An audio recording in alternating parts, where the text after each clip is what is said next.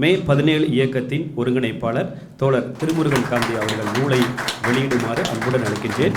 இதன் முதல் பிரதியை பெற்றுக்கொள்ள மனிதி அமைப்பின் ஒருங்கிணைப்பாளர் தோழர் மனிதி செல்வி அவர்களை அன்புடன் அழைக்கின்றேன்.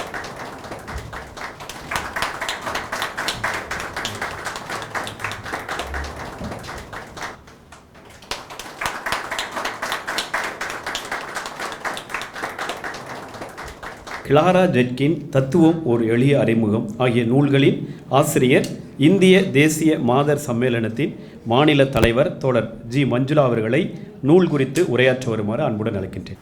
தோழர்களே அனைவருக்கும் வணக்கம். இவர் திருமுருகன் காந்தி சொன்னபடி தான் இலக்கியம் அநேகமாக நிறைய படிக்கிற வாசிக்கிற பழக்கமே பொதுவில் குறைஞ்சி போயிருக்கு. அதுவும் அரசியல் ஈடுபாடு உள்ள ஆளுங்களுக்கு. ஏன்னா நிறைய அரசியல் விஷயங்களே நிறைய நேரடியான கட்டுரைகள், ஆவணங்கள் அதெல்லாம் படிக்கிறது அந்த மாதிரிலாம் பண்ணுற போதில் ஏதாவது ஒரு தருணத்தில் இது மாதிரி அமராந்தா போன்றவர்கள் இந்த மாதிரியான இவங்க நம்ம கழுத்தை பிடிச்சி நெரிச்சு இதை நீ படி அப்படின்னு சொல்லிட்டு பிடிச்சி தள்ளி விடுவாங்க. ஆனால் நிச்சயமாக அது நாவல்கள், சிறுகதைகள், இலக்கியம், திரைக்கதை, பாடல், கலை இலக்கிய வடிவம் இல்லாமல் நம்ம மக்கள்கிட்ட பேச முடியாது. எந்த ஒரு அரசியலாக இருந்தால் கூட அதனுடைய ஆழத்தை நம்ம தொட்டு செல்ல முடியாது. நமக்கு நேரமின்மையால் அதெல்லாம் செய்ய முடியாமல் இருக்குது. அதனால் இந்த நாவலை படிக்கிறதுக்கு என்னை பிடித்து தள்ளிய அமரந்தாவுக்கு முதல்ல நன்றி சொல்லிக்கிறேன். இன்னொன்று என்னென்னா, நான் இதை கூப்பிட்டவங்க இந்த நாவலை ஏன் திருமுருகன் காந்தி அந்த நாவலை படித்த உடனே ஏன்னு எனக்கு கனெக்ட் ஆகிடுச்சு. ஏன் இவங்க கூப்பிட்ருக்காங்க திருமுருகன் காந்தி அவர்கள் என்னன்னு. அதே மாதிரி பெண்கள் எல்லாரையும் ஏன் கூப்பிட்ருக்காங்க, குறிப்பாக ஏன் கூப்பிட்ருக்காங்கன்றதும் அந்த நாவல் எனக்கு உணர்த்திருச்சு. ஏன்னா பெண்களை பற்றி தான் அந்த நாவல் அதிகமாக பேசுது அப்படின்ட்டு. இந்த நாவல் எப்படி படிக்கணும் அப்படின்றது கூட நான் சொல்லலான்னு நினைக்கிறேன். ஏன்னா அவங்களே நம்மளுடைய அமரந்தாவே அந்த நாவனுடைய முதல்ல குறிப்பிடுறது என்னென்னா, அவங்களுக்கே அவங்க 97 எழுதினாங்க. இந்த நாவல் 1997 எழுதப்பட்டது. கிட்டத்தட்ட 28 ஆண்டுகள் கழித்து அதை விட அன்றைக்கு எழுதப்பட்டதை விட பல மடங்கு வீரியமாக இன்றைக்கி அந்த நாவல் எழுந்து நிற்குது நமக்கு முன்னாடி. அந்த அளவுக்கு அது இன்றைக்கு தேவையானதாக இருக்கிறதா அந்த நாவல் உணர்த்துது. அதற்கே நம்ம முதல்ல அமரந்தா தோழருக்கு நன்றி சொல்லணும். ஸோ இவ்வளோ காலங்கள் கடந்த பிறகு நமக்கு எதிரொலிக்கிற ஒரு நாவலை அன்றைக்கே அவங்க எப்படி உணர்ந்து அதை எடுத்தாங்க, அதை அந்த பொருளை எப்படி எடுத்துக்கிட்டாங்கன்னு. இன்னொன்று என்னென்னா, அவங்க காலகட்டத்தில் அந்த 97 கிட்டத்தட்ட அதுக்கு பிறகு தான் நிறைய மொழிபெயர்ப்புகளை செஞ்சுருக்காங்க. அவங்க லத்தீன் அமெரிக்க சம்மந்தமான நாவல்களை, நிறைய அரசியல் எழுத்துக்களை எழுதியிருக்காங்க.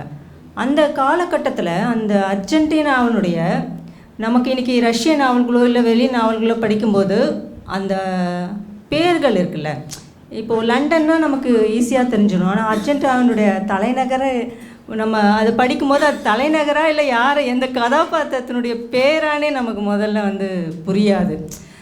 அப்போது அந்த மொழிபெயர்ப்புன்றது எவ்வளோ கடினமானதாக இருந்திருக்கும் அப்படின்றத இந்த நாவலை நம்ம படிக்கும்போது தெரியும்.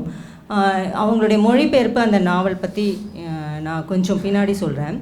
இந்த நாவல் எப்படி படிக்கிறது அப்படின்றதுக்கு கட்டாயம் நீங்கள் எல்லோரும் வாங்கணும், நீங்கள் படிக்கணும். அந்த இடத்துலேருந்து தான் நான் பேசுகிறேன். நாவலை முதல்ல படிக்கிறதுக்கு முன்னாடி பின்னாடி பின்னிணைப்புன்னு இந்த நாவலை பற்றி ஒரு குறிப்புகள் வருது. அந்த பின்னிணைப்பை நம்ம படிச்சுட்டு இந்த நாவலை படிக்கும்போது இதனுடைய அரசியல் பின்னணியை, இந்த நாவலுடைய அரசியல் பின்னணியை, அதனுடைய தாக்கத்தை இன்னும் நம்ம ஈஸியாக புரிஞ்சுக்க முடியும்னு நான் உங்களுக்கு தெரிவிச்சுக்கிறேன். இந்த நாவலுடைய இது எங்கே நடக்குதுன்னா, அர்ஜென்டினாவில், லத்தீன் அமெரிக்க நாடுகளில் 1976 1983 வரைக்கும் ஒரு இராணுவ ஆட்சி அர்ஜென்டினாவில் இருக்குது. அந்த இராணுவ ஆட்சியினுடைய கொடுங்கரங்களில் எப்படி போராளிகள், அவங்க மட்டும் இல்லை, சாமானிய மக்கள், மாணவர்கள் எல்லோரும் எப்படிப்பட்ட ஒரு கொடுமைகளை வன்முறைகளை வந்து அனுபவிச்சாங்க அப்படின்றத 2 கதாபாத்திரங்கள், ஒரு பெண் கதாபாத்திரம் வழியாக ஒரு உரையாடலாக வந்து இந்த நாவல் வந்து சொல்லப்படுது. இதில் முக்கியமாக என்னென்னா 1976 இந்த இராணுவ ஆட்சி வந்து நடக்குது. இராணுவ ஆட்சி அப்படின்றது என்னென்னா, இந்தியாவில் அதுவும் தமிழ்நாட்டில் பிறந்திருக்கவங்க யாருமே ஒரு இராணுவ ஆட்சி அதனுடைய கொடூரம் அப்படின்றத நம்ம பெருசாக வந்து யாரும் அனுபவிச்சே இருக்க மாட்டோம். இதே வந்து ஒரு மணிப்பூர்லேயோ அல்லது வந்து ஒரு நாகாலாண்டோ அல்லது வந்து ஒரு காஷ்மீரோ அங்கே பிறந்து வளர்ந்தவங்கன்னா ஒவ்வொரு நொடியும் ஒரு இராணுவம் என்பது என்ன செய்யும் என்பது நமக்கு தெரியும். நீங்கள் வந்து ரோட்டில் நடக்க முடியாது, நீங்கள் வந்து எந்த ஒரு ஐடி கார்டு வச்சுருந்தாலும் அதுக்கு எந்த அர்த்தமும் இருக்காது.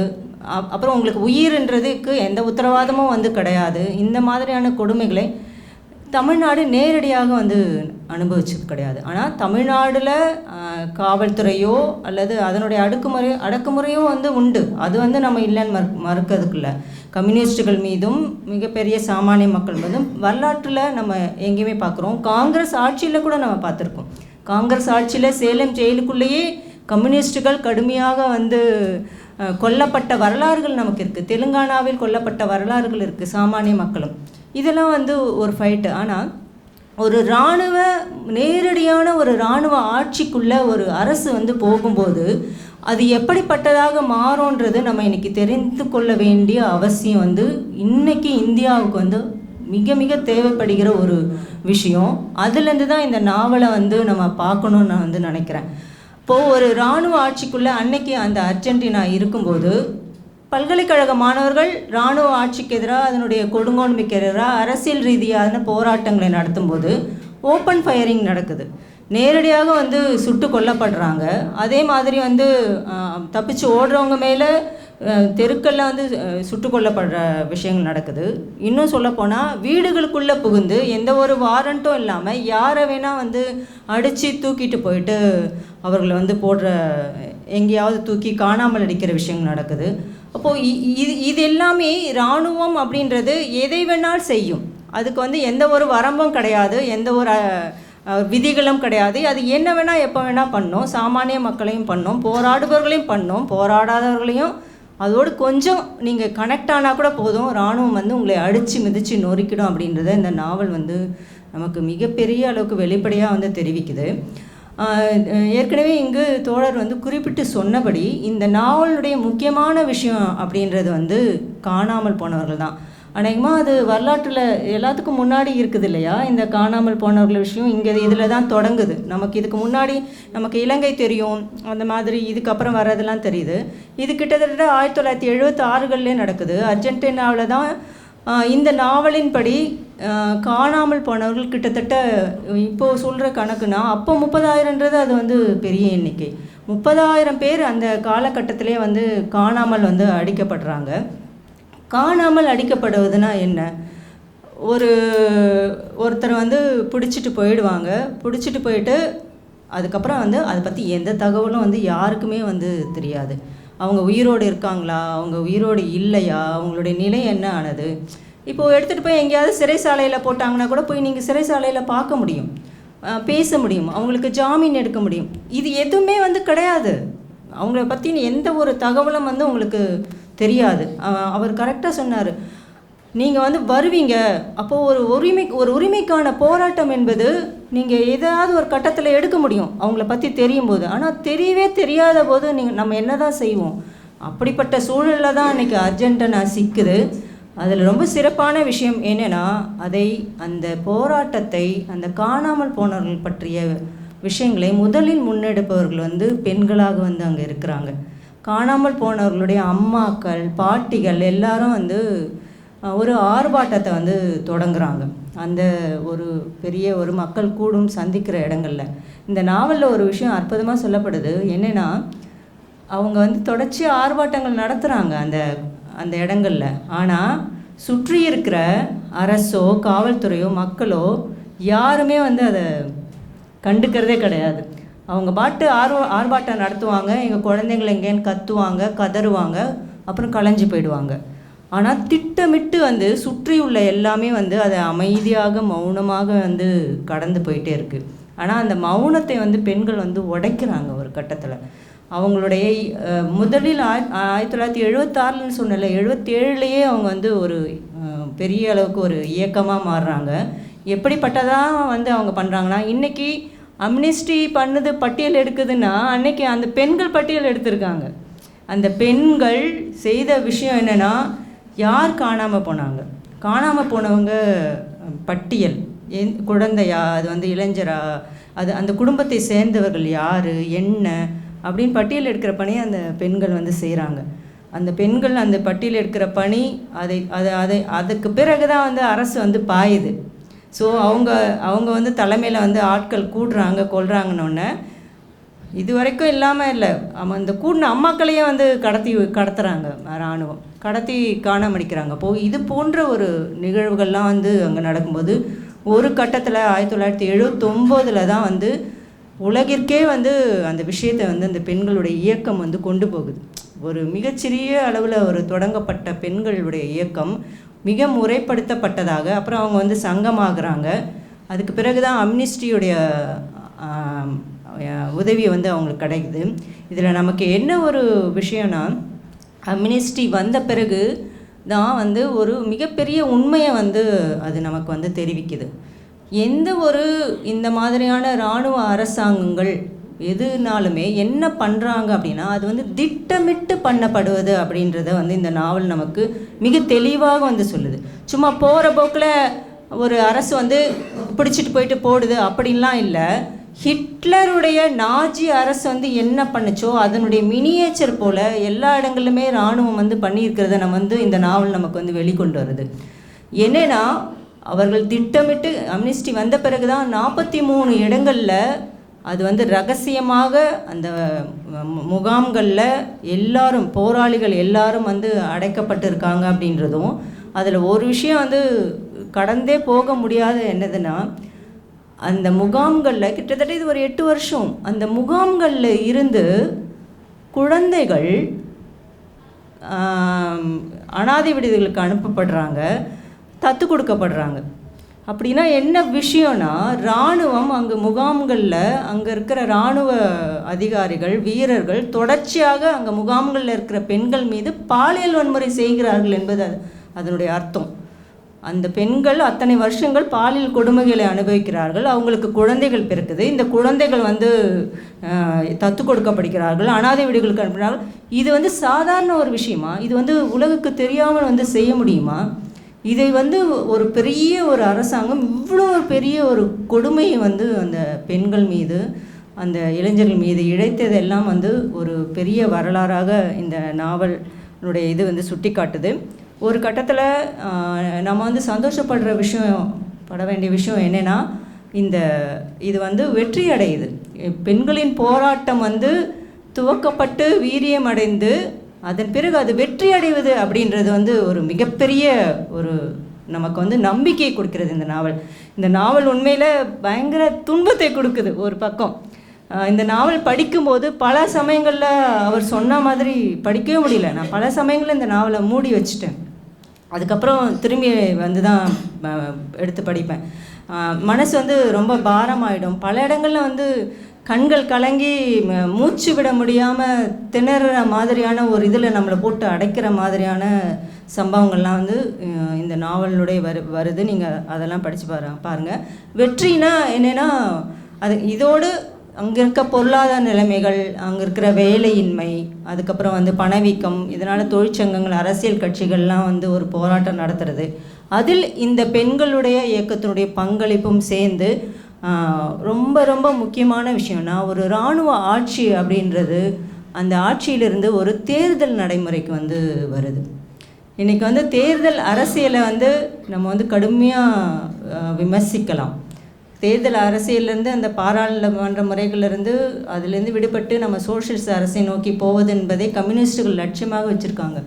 ஆனால் கொஞ்சம் நஞ்சம் இருக்கிற பாராளுமன்ற முறைகளை கூட நாம் எப்படி காப்பாற்றி வைப்பது அவசியமாக இருக்கிறது என்பதை இந்த நாவல் படிக்கும்போது நமக்கு வந்து தெரியும். இதுதான் வந்து இந்த நாவல் வெளிப்படுத்துகிற அரசியலாக நான் பார்க்குறேன். சொல்லப்போனால் 83 அந்த காணாமல் போனவர்களை எல்லாம் வந்து கண்டுபிடிப்பதற்கான தேர்ந்தெடுக்கப்பட்ட அரசு வந்து அதை நியமிக்குது. அதுக்கு பிறகு அதிகாரிகள் மேலே தண்டனை என்ன தண்டனை இந்த நாவலுக்குள்ளே நேரடியாக வரல. ஆனால் அவர்கள் மேலே விசாரணை நடத்தப்படுது, அவங்க குற்றவாளிகளாக அறிவிக்கப்படுகிறார்கள். இப்போது இந்த விஷயங்கள் எல்லாமே ஒரு இராணுவ ஆட்சியின் கீழ் நடத்த முடியாத பல விஷயங்களை இந்த நாவல் வந்து சொல்லுது. இந்த இடத்துல நான் என்ன சொல்ல வரேன்னா, இந்த நாவலை வந்து ரொம்ப ரொம்ப ஒரு கடினமான நாவல். இந்த கடினமான நாவலை கொஞ்சம் படிக்கிறது கஷ்டமாக தான் இருக்குது. ஆனால் இந்த நாவலை இவ்வளவு எளிமையாக எப்படி அமரந்தா எழுதினார் என்பது நான் ரொம்ப ஆச்சரியப்படுறேன். அந்த சென்டென்ஸ்லாம் நீங்கள் பார்த்தீங்கன்னா சின்ன சின்ன ஒரு குட்டி குட்டி லைன் தான், குழந்தைகள் படிக்கிற மாதிரி உடச்சி எழுதியிருக்காங்க. அது வந்து ரொம்ப நம்ம சிரமப்பட்டு ஒரு 4 லைனை தொடர்ந்து எழுதுகிற மாதிரி இல்லை. அந்த அளவுக்கு அவர்களுடைய மொழிபெயர்ப்பு இந்த நாவல் ரொம்ப கடினம். இதை வந்து மொழிபெயர்ப்பது இதை படிக்கும்போது நமக்கு தெரியும். அந்த அளவுக்கு 97 வந்து ரொம்ப சிறப்பாக இந்த நாவலை வந்து நம்மளுடைய அமரந்தா மொழிபெயர்த்திருக்கிறார்கள். அது வந்து ஒரு பெரிய இந்த நாவலை நாம் கொண்டு போவதற்கு, மக்களிடம் கொண்டு போவதற்கு ஒரு பேருதவியாக வந்து இருக்குது. இன்னும் ஒரு விஷயம் மட்டும் சொல்லி முடிச்சுக்கிறேன். இதனுடைய அரசியல் அப்படின்னு சொன்னால், இது இலங்கையோடு மற்ற நாடுகளோடு பொறுத்தது என்பது ஒரு புறம் இருந்தாலும், நேரடியாக என்னை பொறுத்த வரைக்கும் நமக்கு இது பொருந்துகிறது. இன்றைக்கு நம்மளுடைய பாசிச அரசாங்கம் இனி அடுத்து என்னெல்லாம் வந்து செய்யும், இது வரைக்கும் தமிழ்நாட்டில் கூட நம்ம அனுபவிக்காமல் விஷயங்கள்லாம் வந்து அது வந்து காஷ்மீரிலேயோ அல்லது வேறு எங்கெல்லாம் நடந்தது. ஒரு பாசிச அரசாங்கம்னு வரும்போது காங்கிரஸ் கட்சியின் போதும் வந்து பல அடக்குமுறைகள் வந்து நடந்திருக்கு. ஆனால் ஒரு நேரடியான பாசிச அரசாங்கம் வரும்போது நம்ம பார்த்தோம், குஜராத்தில் பார்த்தோம், மணிப்பூரில் பார்த்தோம், காஷ்மீரில் பார்த்தோம். ஆனால் ஒரு இராணுவம் அப்படின்னு வந்து பாசிசம்னு வரும்போது இருக்கின்ற குறைஞ்சபட்ச ஜனநாயக உரிமைகளை கூட நம்ம வந்து இழப்பதற்கு நம்ம போவோம். அந்த இடத்துலேருந்து தான் நம்ம வந்து மூவ் ஆகுறோம். நம்மளுடைய பாரதிய ஜனதா கட்சி, ஆர்எஸ்எஸ், சங் பரிவார் கும்பல்கள் இருக்கிற ஒரு எல்லாவித ஜனநாயக உரிமைகளையும் வந்து எடுக்க போகிற ஒரு கட்டத்துக்கு நம்ம போயிட்டுருக்கும்போது இதை போலவே நிகழும். நான் என்ன ஒரு வித்தியாசம் சொல்கிறேன்னா, இந்த நாவல்லையே வர ஒரு கதாபாத்திரம் இருக்குது. இந்த நாவலில் 2 பெண்கள் இருக்காங்க. ஒரு பெண் டோல்ட்ரெஸ்ன்னு சொல்லிட்டு இளம் பெண்ணை, போராளி குழுவில் இருக்க ஒரு இளம்பெண், இன்னொருத்தவங்க ஐரின்னு நாடக நடிகை. இப்போது இந்த நாடக நடிகை ரொம்ப தற்செயலாக இவங்களோட இந்த இயக்கத்தில் வந்து நாடகத்துக்காக வராங்க. இந்த சூழலில் மாட்டிக்கிறாங்க. அவங்களது ஒன்றே மட்டும் சொல்லி முடிக்கிறேன். ஏன்னா ரொம்ப தற்செயலாக இணைஞ்ச அந்த ஐரின்ற நாடக நடிகை இதுக்குள்ளே வந்துட்ட பிறகு இதுக்கு பின்னாடியே ஓட வேண்டியிருக்கும். முதல்ல எடுத்த உடனே என்ன அவங்க நிலைமைக்கு ஆளாவாங்கன்னா, அவங்களுடைய பாஸ்போர்ட் வந்து முடக்கப்பட்டுடும்.